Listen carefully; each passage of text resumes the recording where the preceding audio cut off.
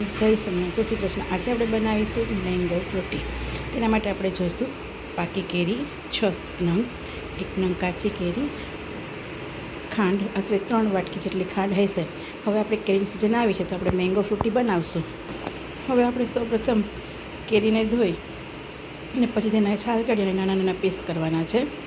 આપણે એક તપેલું મૂકશું, તેમાં આપણે જે ખાંડ છે એ ખાંડ એમાં એડ કરશું અને 2 જગ જેટલું આપણે એમાં પાણી એડ કરવાનું છે. બાકી કેરીના પણ પીસ કરવાના છે, તેને પણ આપણે મિક્સર જારમાં ક્રશ કરવાનું છે. આવી રીતે ખાંડ ઓગળવા દેવાની છે અને 2-3 ઉફાળા આવવા દેવાના છે. તપેલું છે એ થોડું મોટું રાખવાનું છે, કેમ કે બહાર નીકળવાનું બીક નહીં. જો હવે મિક્સર જારમાં કેરીના પીસને નાખ્યા છે અને તેને આપણે ક્રશ કરવાનું. ક્રશ કરવામાં તમે થોડું પાણી એડ કરી શકો છો, કેમ કે જ્યારે થોડું પીસ મોટા હોય તો ક્રશ કરવા માટે પાણી એડ કરવું જરૂરી છે. જો કાચી કેરીનો પાક છે આપણે તૈયાર છે. હવે જે પાણી ઉકળી ગયું છે ખાંડ, એમાં આપણે કાચી કેરીના પાકને એડ કરી દેવાનું છે. હવે પાકી કેરી છે તેને પણ આપણે મિક્સર જારમાં નાખી અને તેને આપણે ક્રશ કરવાની છે.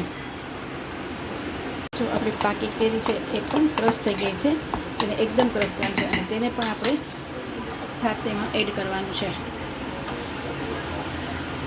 આમાં નખાઈ ગયું છે. હવે તેને આપણે 15 થી 20 મિનિટ સુધી આપણે એને ઉકળવા દેવાનું છે. 2 થી 3 ઉફાળા તો આવવા જ દેવાના. જો ઉફાળો આવી ગયો છે, હવે આ ફ્રૂટી છે તૈયાર થઈ ગયું છે. હવે તેને આપણે 1-2 કલાક માટે એને ઠંડુ થવા દેવાનું છે. રેડી છે આપણું ફ્રૂટી. જો તૈયાર છે આપણું ફ્રૂટી. હવે તેને આપણે ગળણી વડે ગાળી લઈશું અને પછી આપણે એને સર્વ કરશું. જો ફ્રેન્ડ તૈયાર છે આપણું ફ્રૂટી. હવે તેને આપણે સર્વિંગ ગ્લાસમાં સર્વ કરશું.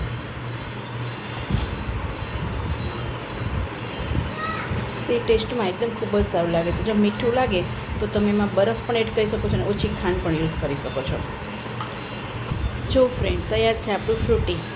હવે આપણે તેને સર્વ કરશું. તમે ફ્રૂટીમાં ઓછી ખાંડ પણ એડ કરી શકો છો અને થોડું ગળ્યું લાગતું હોય તો પણ તમે વ્યવસ્થિત એમાં પાણી અને બરફ પણ એડ કરી શકો છો. અને અત્યારે કેરીની સિઝનમાં આમ ફ્રેશ માજા પીવાની ખૂબ જ મજા આવે છે. અને આ ફ્રૂટી તમે 15 થી 20 દિવસ સુધી તમે ફ્રીજમાં પણ રાખી શકો છો.